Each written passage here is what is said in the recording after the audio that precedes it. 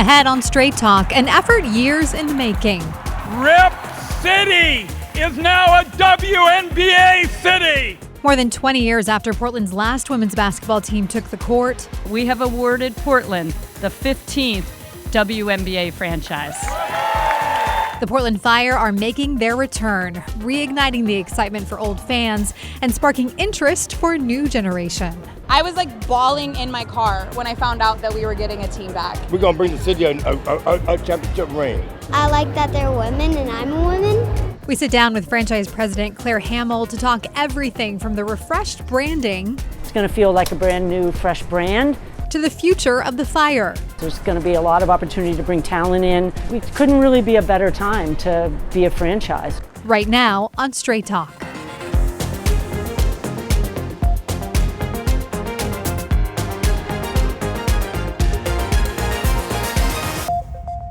Hello, and thanks for joining us here on Straight Talk. I'm Stephanie Domerat. A long-awaited return is on the horizon. Women's basketball is coming back to Portland, and today we are speaking to the woman leading the charge to bring the Fire back to its fans. Claire Hamill spent 43 years at Nike, helping to build the global brand we know today. She retired from Nike earlier this year as Vice President of Innovation Integration. Now she's taking on a new role, leading Portland's WNBA franchise as Interim President. Claire, thanks so much for being with us today. Thank you. Thanks for having me. Yes, absolutely. The momentum is growing. I mean, the excitement is building. You can feel it everywhere. Women's sports really in general here in Portland. So it's super exciting. Yeah. I want to ask you first, what drew you to taking this on as you had just retired from Nike? Yeah, some would say I'm doing a terrible job of my retirement. I spent 43 years in the sports industry and grew up playing basketball. And I've been a long time in Portland, so it was just like this perfect. In fact, when I retired, I said I want to do things around women's sports and do things for Portland. And then this offer came, and I think I accepted in about a minute, maybe 30 seconds. Yeah, well, what was that call like? I mean, when you heard this? Well, Lisa, who's one of the owners, connected with me, and we sat down and we talked for a while, and like 90 minutes, and it was great. And then I'm thinking, where's this going? And then she asked me, and we had met. I had gone to the press conference when the team was announced, and I had met her. But she asked me, and I was just like, yes. Absolutely. I love it. Portland and women's basketball. Cool. Perfect. Well, the original Portland Fire, as we mentioned, played 3 seasons from 2000 to 2002. The name is coming back with a fresh start. Besides the name, are there any other ways that you know of that you're planning to kind of honor this season in the past now looking forward? Yeah, I mean, it's great to have that history with the original team. And even though they only played for a few years, I've talked to a couple of the players now who played back in 2001. And they talk about the fans. They talk about the energy of the city, the power of the fans. Like, this was an arena when you came in, the fans were like all in. So to be able to go back to that and now give it a modern, fresh feel, I think is going to be powerful. And so, we feel good about going back to Portland Fire. Can I ask you what the other contenders were for names? I wasn't on board yet, so I wasn't in the middle of that process. I know my pick was always Fire all along as a fan. So no, I don't really know what the other names were that were contenders, but I think once the creative process started and the creative teams really got into thinking about this, it just made sense. Always fun to have retro jerseys you can bring back, right? Or merch? Yeah. Oh no, we can totally bring the jerseys back. Yeah. I think the players would love that, and I think we'll pick the right timing to bring back Jackie Stiles' jersey back and Sylvia Crawley, all the different players for sure. Well, I want to talk about some big numbers you guys are hitting. Since the announcement last week, you said 10,000 season tickets were already purchased, but now that number has gone up, right? What is it now? Yeah, now we're at 12,500. Wow. And it's exciting. I think it's ahead of where any other, there's only been one other expansion team, which was the Valkyries last year, and we're ahead of where they are. Not that we're competitive or anything. Yeah. But I think it just speaks to the strength and the power, particularly women's sports in general in Portland. This has always been a great city for women's sports, for innovating around women's sports. But we're excited. So yeah, I think the fans were happy that we launched the name and got the branding out there, and it's just created a lot of momentum. What do you think it is about Portland that women's sports does so well here? Yeah, I think this city is unique, right? Portland. You have amazing communities, and everybody's passionate about things, passionate about the city. But then there's things that connect people. And I use the metaphor of all the bridges in Portland. It connects all the communities of Portland. Well, I think that's what sports does too. And I think you have a lot of diversity in communities, a lot of passion and pride, and sports brings it together. And I think for women right now, it's always been the case in Portland. Sports is just a place for expression and leadership, and it just fits in Portland. So we know the name of the team. We do. You are leading the franchise as president, but there are still big roles left to fill. First, let's talk about the leadership. Where do you stand right now with a general manager or a head coach? Yeah, so the sort of parallel position to mine, most teams would have a president and a general manager side by side. So that interview process is going on, and we should be announcing a general manager fairly soon.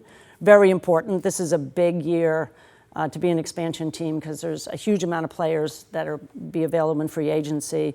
And then once the general manager comes on, they bring on the coach, and we'll start to build the whole strategy around the team. What's the philosophy of the team going to be? And we'll literally start to go out and think about who's going to be available and putting that team together and building everything around the team. So it's an important hire, and it'll definitely be coming soon. Okay, you say general manager will be coming soon. What timeline is soon? Well, I think we've been saying we're on track with it. I think definitely by the end of the summer. Oh, okay, nice. Any idea, any hints on where this person may be from? Nothing I can share on the air here. Nothing for us? Yeah, but I think there's some great pipelines. There's almost all the teams have assistant general managers. There's a lot of talent coming through the W now. So I think we'll be able to find somebody great to come in. And then obviously we want to get a great coach. Yeah, that's going to be a big one. It's a big one. Let's talk more about the roster and the players and how that's going to go. The draft is going to be right before the start of the season next year, right? So how will that all play out? So actually, as an expansion team, there's really 3 steps to the draft. Okay. The first step will be in December. So coming up this December, and it's an expansion draft. So, for example, the Valkyries went through it last year. So every team can protect a certain number of players. And then you, as an expansion team, you can basically go, okay, New York Liberty, you've protected these 6 players. We're going to draft one of your players who's like maybe 7 through 10. So Valkyrie, for example, drafted, I think, 8 players in expansion. So we'll be able to draft from existing teams. So that's December. Then free agency hits in February. And this is an unprecedented year. If you take the rookies out of the league, almost every other player is available in free agency, which is unprecedented. So we'll be able to compete for really the best players in the league. Are you already looking at some, even though you don't have, of course, a GM or coach? I mean, it's really the GM's job, but of course we are. I mean, of course everybody has thoughts on that, but there's nothing you can really do officially yet. And then the actual draft, which is girls coming out of college, international players, that's April. So it's a bunch of steps to get to the season in May. Any concern we might not get there in time for this season? No, we'll be fine. We're going to get there in time. Okay. You're working with a clean slate. This is really unique for a professional sports team. How are you approaching this? I know it feels a little bit like a startup. Is it daunting in that way? No, it's exciting. And I think because we have an ownership group that is so invested in doing something great with women's sports in Portland. And so, and we're independent in that sense under this ownership group, so we can really set this up the way we want. So yeah, there's a playbook, there's ways you have to interact with the league, there's certain things that are benchmarks and best practices, but I think we can really set up something that's right for Portland. We can innovate maybe in some ways with all the rest of who's in Portland and the kind of partnerships we can build here. And I think we can build something great. The other thing that's really exciting is this ownership group also owns the Thorns. And having gone to the Thorns game, had an exhibition last night, but I mean, think about the things we could do together. I mean, we could have a lot of fun together. Like we could build some rivalries together, like take some shots at Seattle together, for rivalries. And so I think there's some things. There's another unique thing about Portland is there's close to 60 retired WNBA players living in Portland.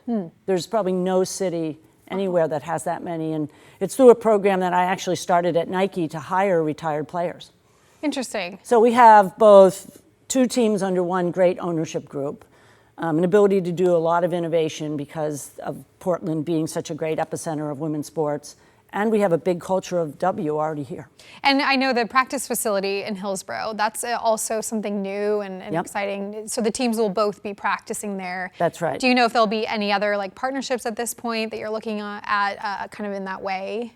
Yeah, I think, you mean between us and the Thorns? Mm-hmm. Well, it's a good question.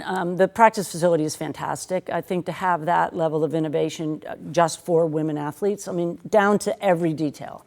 Like locker rooms, moms, kids, shared some things, practice facilities, all the team will be there and the staffs for both teams. So I think it'll create a lot of opportunities, and I think there will be a lot of opportunities to partner. So. Okay, we're going to take a quick break. We are with the new interim president of the Portland Fire, Claire Hamill. Thank you for being here. We're going to take a quick break, and we will be right back with more Straight Talk right after this.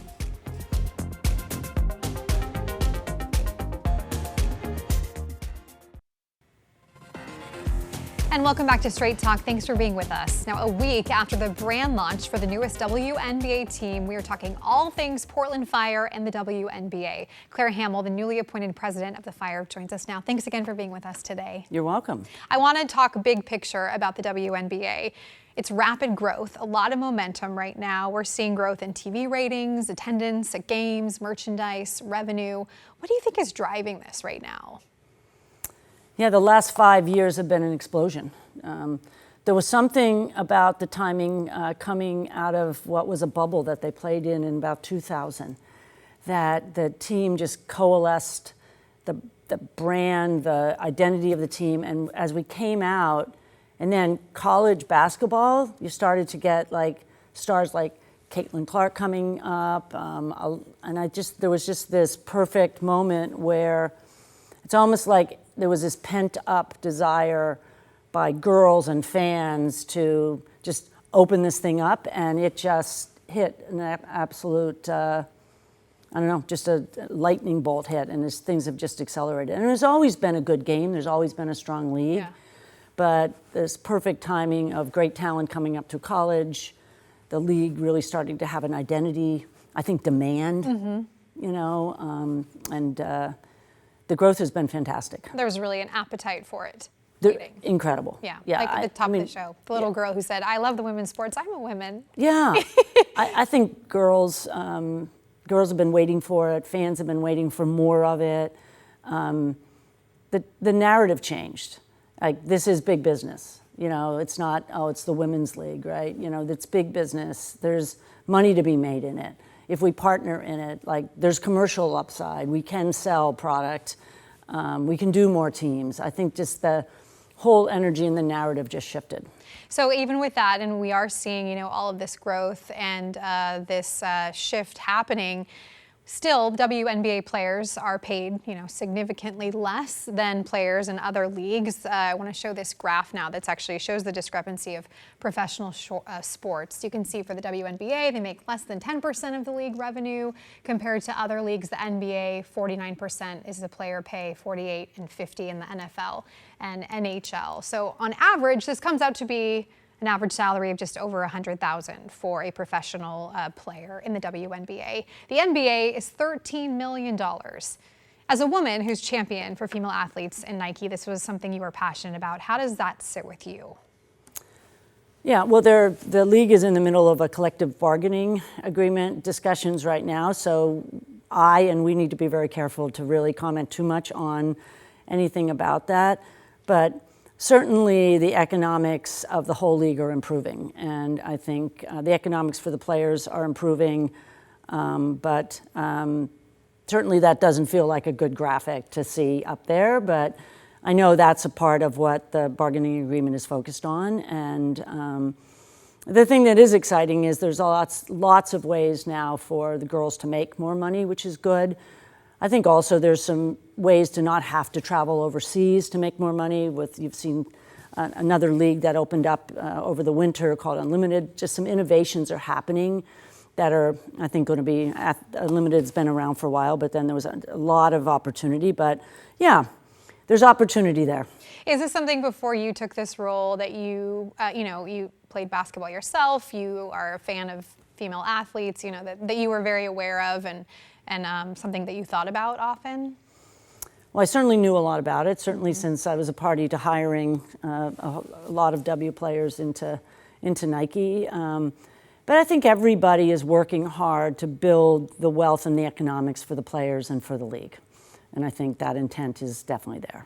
Well, right now, you mentioned it, the Players Union is in the middle of negotiating their next contract with the league. Last weekend, we saw at the All-Star game players wearing shirts. Here you can see reading, "Pay us what you owe us." Do you believe we'll see meaningful movement in pay equity in this next contract? Yeah. And it's hard to say, but do you think now is the time that we may see some significant shifts? Again, I probably shouldn't comment on anything related to this, but I think that I know that the intention in the collective bargaining agreement is to be fair. So, I don't know any of the details though. Okay. What role do you think expansion franchises like the Portland Fire and the momentum we're seeing in the WNBA could mean overall as far as, kind of that equity of female sports being, just as exciting and drawing as many fans as male sports? Yeah. Well, we are definitely challenging ourselves to play a big role in growth, way beyond the weight of what people think about Portland, to just take Portland and everything that's great about it here and do some things that drive exponential growth. And that's not just in selling out games, that's in some of the partnerships that we do, some of the ways we think about merchandise, everything that we do. So, yeah, I think we have a big responsibility to drive growth, and we intend to do that. Something else we were talking about a little bit during the break was really also about what this team means to Portland as far as an economic comeback. I mean, Portland, it's no secret, suffered during the pandemic. Many cities in the country did. We're kind of still trying to get our feet under us in downtown and certain parts of the city. How do you hope that this team will help in that way? Yeah, and I think beyond even hoping, I think we need to take some action around that. I think all of the sports teams, sports is one of those things that powers and brings people together and drives economic growth for the city. So I think the combination of Thorns, the Fire coming together. I know the ownership group well, and they have an intention to invest in revitalizing Portland. And I think that's our responsibility. So we are totally in for that. And I think it will help. I think the more we can do to drive folks to the games, to partner in downtown, and I've lived downtown in Portland for the entire 40 plus years I've been here. I think everybody wants to. That's part of why I wanted to take this job, is I feel like this team could have a big impact on Portland. What do you want fans and maybe sponsors to know about how they can support this team? Yeah, I think it's a team that's going to create an incredible experience for fans. And we have great fans here. And I think if you get involved, we're going to have an opportunity to both inspire fans, I think to inspire the city, which we want to do. I think we want to win the hearts of fans. We want to inspire this city. And I think we have a responsibility to do that in Portland. And we've got pretty open arms. I think we want to invite fans in with us. I said this last Tuesday in front of 6,000 people at the launch party at the Moda Center. We want to include you in the journey. So we are inviting everybody in. We've got something this afternoon we're doing, just a sort of fun fireside chat, and we're literally going to stream it live for fans to just watch. So I think it's an open invitation to come in, figure out how you can be a part of it, how we can all work together to support women's sports and to support Portland. What are some of the next big milestones, speaking of fans and inviting them in, that fans can look forward to? Yeah, so obviously right now we've been focused on fans getting their season ticket reservations, which is exciting.